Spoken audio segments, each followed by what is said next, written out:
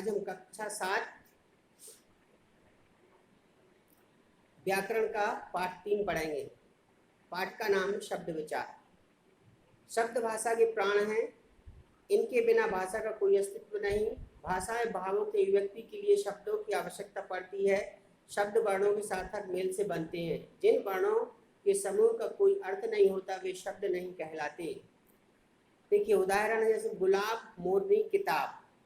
अब शब्दों के यहाँ परिभाषित किया गया है। 2 या 2 से अधिक वर्णों के सार्थक समूह को शब्द कहते हैं। शब्दों के भेद व्याकरण की दृष्टि से शब्द के 4 भेद हैं। एक तो है उत्पत्ति के स्रोत के आधार पर, रचना के आधार पर, अर्थ के आधार पर और प्रयोग के आधार पर। उत्पत्ति या स्रोत के आधार पर, उत्पत्ति का स्रोत के आधार पर 5 प्रकार के होते हैं। ये हैं तत्सम शब्द, तद्भव शब्द, देशज शब्द, विदेशी शब्द और संकर शब्द। तो तत्सम वो कहलाते हैं वे शब्द जो संस्कृत भाषा में हिंदी में आए हैं तथा ज्यों के त्यों प्रयोग में लाए जाते हैं उन्हें तत्सम शब्द कहते हैं। उदाहरण रात्रि, अग्नि, पर्वत, सूर्य, स्वर्ण आदि। अब फिर है तद्भव। दूसरा तद्भव शब्द वे शब्द हैं जो मूल रूप से संस्कृत के शब्दों का परिवर्तन रूप हैं। उदाहरण रात, आग, पहाड़, सूरज, सोना आदि। अब कुछ तत्सम और तद्भव शब्द जैसे अग्र, इसका ये तत्सम है, इसका तद्भव होगा आगे। अम्बा, अम्मा है। अंगुष्ठ, अंगूठा। स्वप्न, सपना। आम्र, आम। तो ये हमने तत्सम और तद्भव दोनों शब्द बताए।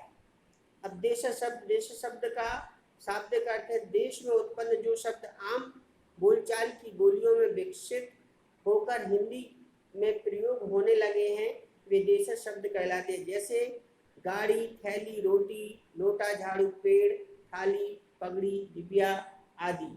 अब विदेशी शब्द आ रहे। हमारे देश पर अनेक वर्षों तक विदेशियों का शासन रहा है। इनके परिणाम स्वरूप विदेशी भाषा में अनेक शब्द धीरे धीरे हिंदी भाषा में शामिल हो गए हैं। कुछ विदेशी शब्द इस प्रकार हैं जैसे कार, डायरी। अरबी शब्द हो गया मालिक, अदालत। फारसी शब्द हो गया अफसोस, आराम। पुर्तगाली शब्द हो गया अलमारी, नीलाम। चीनी शब्द हो गया चीकू, तूफान। तुर्की शब्द हो गया दरोगा, बेगम, चाकू, तोप इत्यादि। अब लास्ट इसका है संकर। संकर सातु पर बिंदी का और रकार। संकर शब्द जो 2 भिन्न भाषाओं के योग से बने शब्द को संकर शब्द कहते हैं। उदाहरण जैसे अंग्रेजी प्लस हिंदी।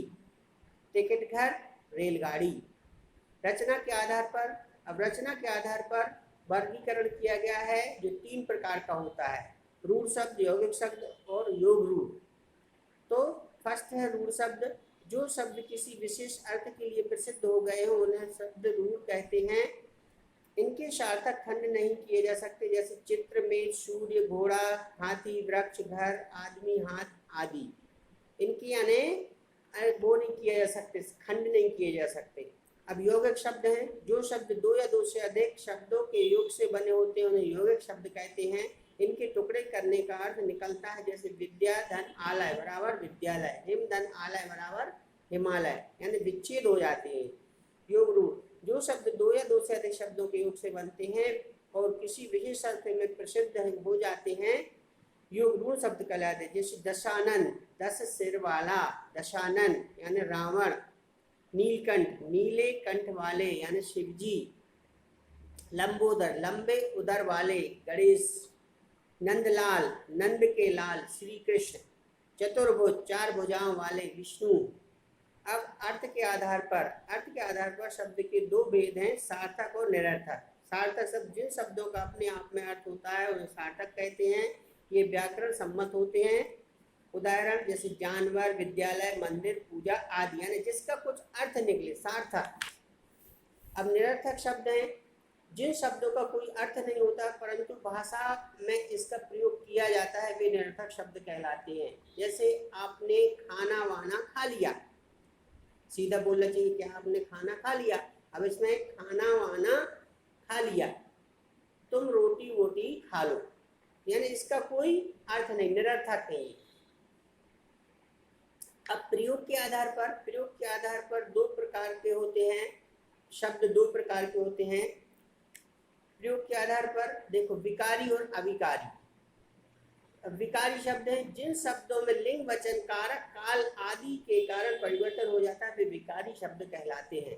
ठीक है। अब विकारी शब्द में भी चार होते हैं, संज्ञा, सर्वनाम, क्रिया और विशेषण। क्या? संज्ञा, सर्वनाम, क्रिया और विशेषण, तो ये चार होते हैं। अब अविकारी शब्द हैं। अविकारी शब्द जिन शब्दों में लिंग वचन कारक काल आदि के कारण कोई परिवर्तन नहीं होता, वे अविकारी शब्द के अंतर्गत आते हैं। अविकारी शब्द भी चार प्रकार के होते हैं, क्रिया विशेषण, संबंध बोधक, समुच्चय बोधक और विस्मयादि बोधक। इसके बारे में आगे चल के आपको पाठों में बताया जाएगा, अभी तो सिर्फ इनके नाम आए हैं। अब इसमें हम आपको बेटा ये इसके question answer, tick the correct, खाली स्थान और जो भी है वो मैंने आपको व्हाट्सएप पे करूँगा आज। और इसका जो खाली पोर्शन है उसको आपको बुक में ही करवाया जाएगा, तो इसको ध्यान से लिख लेना, याद कर लेना। तो मैंने आपको आज पाठ 3 पढ़ाया, समझ में आया ना? तो जिसका नाम था शब्द विचार। ये व्याकरण ग्रामर का पाठ है, इसको अच्छे ध्यान से लिखिए। Thank you.